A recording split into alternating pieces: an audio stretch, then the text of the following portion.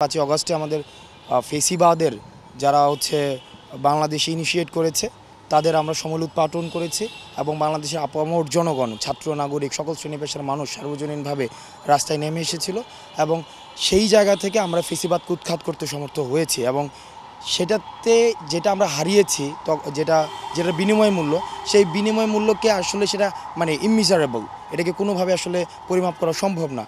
আমাদের হচ্ছে হাজারের অধিক শহীদ হয়েছে, শহীদের লিস্ট এখনও লম্বা হচ্ছে, আমাদের রক্তের দাগ এখনও শুকায় নাই।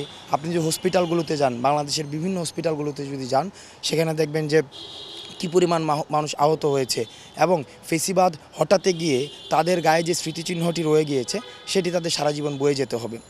আর আমরা যেটি পেয়েছি, আমরা এই সময়ে এসে এখন বর্তমানে আমরা ফিল করছি আমরা মুক্ত বাতাসে আমরা শ্বাস নিতে পারছি, অ্যাটলিস্ট আমরা ক্ষমতাকে প্রশ্ন করতে পারছি। সব শ্রেণী পেশার মানুষ এখন ক্ষমতাকে প্রশ্ন করছে। এই ক্ষমতাকে প্রশ্ন যেহেতু আমরা করতে পারছি, আমরা উন্মুক্তভাবে রাস্তায় নেমে আসতে পারছি, আমরা মানুষকে কমেন্ট বক্সে গালাগালি দিতে পারছি, আমাদেরকে এখন ব্যাকস্পেস ব্যবহার করতে হচ্ছে না, আমরা মত প্রকাশের স্বাধীনতা নিশ্চিত করতে মানে যে যার মতো যা ইচ্ছা বলতে পারছি। আসলে কি, আপনি যখন সেন্সর করে রাখবেন, আপনার সেন্সর করে রাখলে সেখানে জ্ঞানের উৎপাদন হয় না। আর যখন আমরা দেখেছি যে যখন প্রথমেই সেন্সরশিপটা আরোপ করা হয়, সেখানে শুধুমাত্র ইংল্যান্ডে আপনার ব্লাসফেমাস এবং লাইবেলাস এই দুই ধরনের বিষয়গুলোকে শুধুমাত্র এখানে সেন্সর করা হইতো। অর্থাৎ ধর্মীয় যে বিষয়গুলো রয়েছে সেখানে কটাক্ষ করা যাবে না, আর ইন্টেনশনাল কোনো ব্যক্তিকে কটাক্ষ করা যাবে না। এই দুইটা ছাড়া সব ধরনের মত প্রকাশের স্বাধীনতা রয়েছে। আমরা এই জিনিসগুলো মিস করেছিলাম গত 16 বছর। সকল শ্রেণী পেশার মানুষ তার জায়গা থেকে সে মতটি প্রকাশ করতে পারছে। এইটি হচ্ছে আমাদের প্রাথমিক অর্জন বলে আমি মনে করি।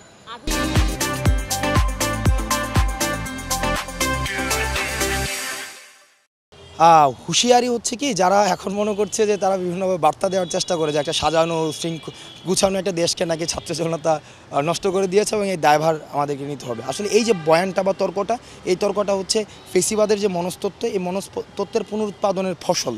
অর্থাৎ আমরা যে এতদিন পর্যন্ত কথা বলতে পারতাম না, আমাদের দাবি জানাতে পারতাম না, আমরা দেখতাম যে আমাদের আয়নাঘর তৈরি করা হয়েছে, আমাদেরকে টিপে ধরা হয়েছে, গলা টিপে ধরা হয়েছে এবং সমাজের প্রত্যেকটা জায়গায় আওয়ামী মনস্তত্ত্ব এমনভাবে প্রথিত করা হয়েছিল। এই মনস্তাত্ত্বিক প্রথিতের ফসল হচ্ছে ওই চিন্তাগুলোকেও আমরা স্বাগত জানাই। তারাও ব্লেম দিয়ে তারা দেখুক যে তারা যে এখন মানবাধিকারের কথা বলছে, গত 16 বছর ধরে তারা কিন্তু মানবাধিকারের কথাটি বলিনি। আমরা তাদের মুখ থেকেই যে মানবাধিকারের কথাটি বলাচ্ছে, এখানে একটা সার্বজনীনতা প্রতিষ্ঠিত হচ্ছে। আর আমাদের হুঁশিয়ারি, আমাদের বলতে আমি বোঝাচ্ছি যে ছাত্র, নাগরিকের, সকল শ্রেণী পেশার মানুষের হুঁশিয়ারিটি থাকবে তাদের প্রতি, যারা আবার এই ফেসিজমকে পুনর্বাসন করার কোনো ধরনের চিন্তা করবে। কারণ ফেসিজমকে পুনর্বাসনের করার যে কোনো ধরনের রাস্তা বন্ধ। আপনি যদি জার্মানিতে যান, আপনি যদি আমরা যদি ইতালিতে যাই, ওই দেশগুলোতে ফ্রিডম অফ স্পিচ রয়েছে, কিন্তু যারা ফেসিস্ট সরকার ইনিশিয়েট করেছে তাদের কিন্তু নিয়ম করে রাজনীতি নিষিদ্ধ করে দেওয়া হয়েছে। তারা রাজনীতি করতে পারবে না। নাজি পার্টি কিন্তু আপনি জার্মানিতে পলিটিক্স করতে পারে না। তো সুতরাং যারা মানবাধিকার লঙ্ঘন করেছে তাদের ক্ষেত্রে আমি মানবাধিকারের বিষয়ে প্রশ্ন তোলাটা আমি মনে করছি এটা কনফ্লিক্ট, এটা কন্ট্রাডিক্টরি একটা বিষয়, একটা আইরনি আমি ব্যক্তিগতভাবে মনে করছি।